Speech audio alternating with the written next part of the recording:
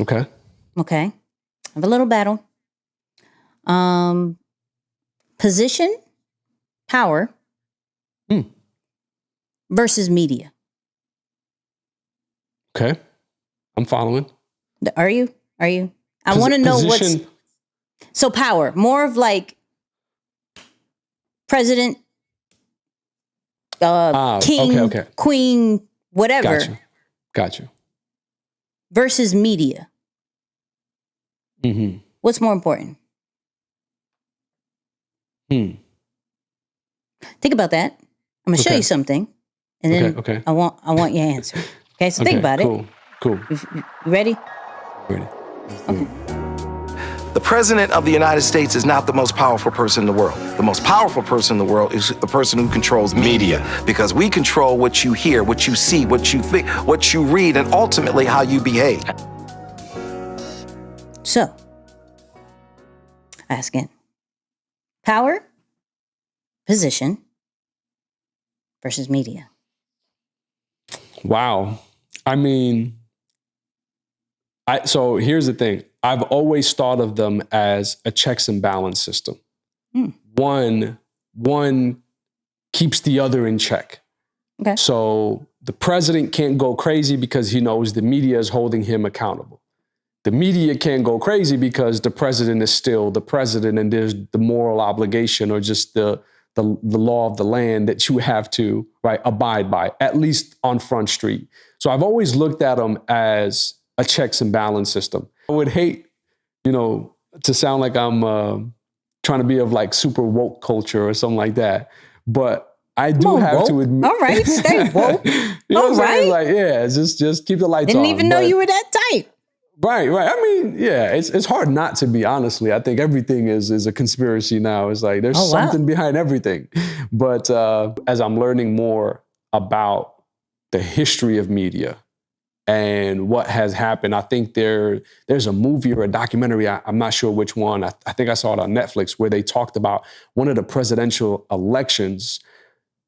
There was one debate in particular that took a wide turn because one of the candidates, the presidential candidates, refused to put makeup on during the national debate. And the way he was perceived by the nation through the lens of the media, he looked as though he was not as confident, not as cool, calm, and collected under pressure. And he ended up losing that election because of it.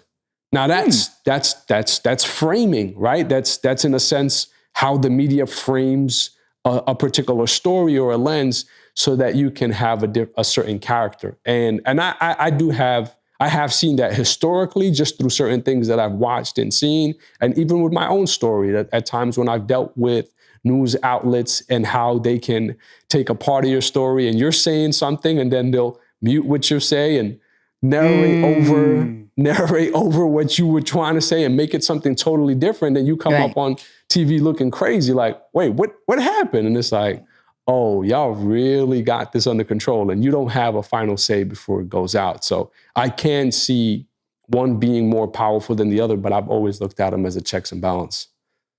What's your thoughts on this one? Well, I mean, I can see why you say that to an extent.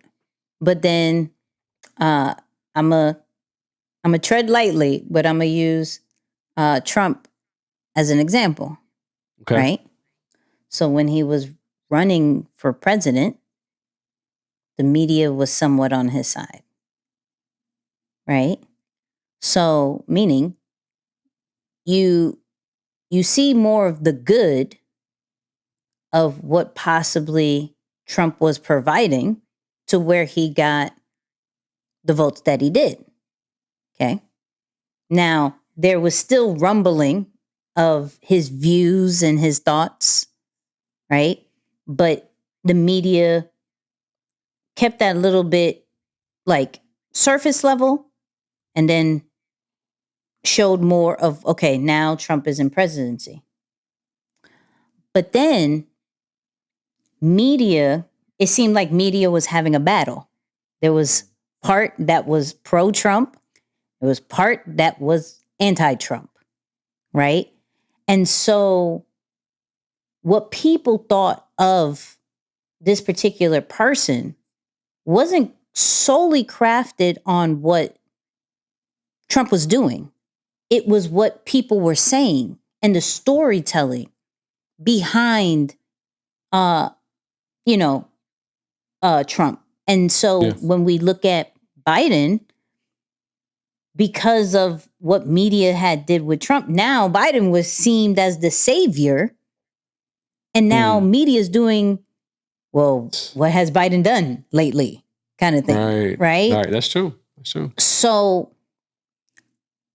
it's more on, I do believe if you have control over media, that has a lot of power because you're influencing the masses.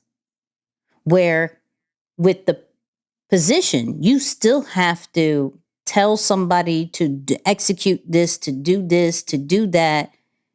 Where if I say, this is the story that we're going to run this on all broadcast stations, clip this up, make sure that the major blogs have this.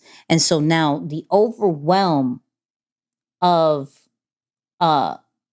everything is that particular story, right? The reason why, of course, I'm gonna bring this back. Wow, Lord, I cannot get away from it. But the reason why everybody is upset with Kanye West, aka Ye, because I don't want to disrespect his name because he did change it, right?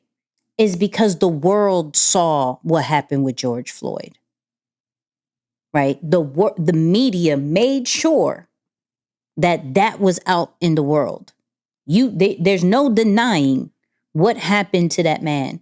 And now, because of a person who has somewhat position because of money, is saying different, is causing a huge uproar because the media side showed the world what happened, right? And then, of course, evidence from a medical standpoint showed what we saw on our phones, on our computers, on our TVs was true to what medical is saying. It's facts are facts, right? So I do believe if you hold strong, and I think this is another reason why Kanye is buying a social media platform. Because if you have control of a platform, if you have control of media, you have control of a lot of influence from a masses standpoint. This is not just a little cute little profile. This is not a station or per se. This is something that can affect the world. Not saying Kanye, owning that platform, but I'm saying the media, if you control media, you control the feelings, whether it's positive feelings, negative feelings. Like, we probably still have racism till this day because of media. Oh, 1,000%. Right? Yeah. We have a lot of things, prejudice stuff, some stereotypical stuff, just negative things based off what we see, what we hear, what content is put out, right? That can't change just because one person comes into position and says, no more, no más. They're like, cute. But it's all over here. The huge billboard that says this. Yeah. What are you talking about? Right? So I agree with the media part and not necessarily position. Because if you have position, hopefully you have control of the media too. Right. Hopefully. To clean the narrative up. Yeah. Right. But we've clearly seen people in position, from people we like and people we don't like, that don't really have both situations. They don't have position or power and media. They may have some. It still doesn't have the masses. I think if you can control the masses, and trigger it to the way that you want. I won't even say positive way, because some people's narratives may want to be negative, right? However you control that it says a lot about the position you have. That's real. Yay. That's real. I like that.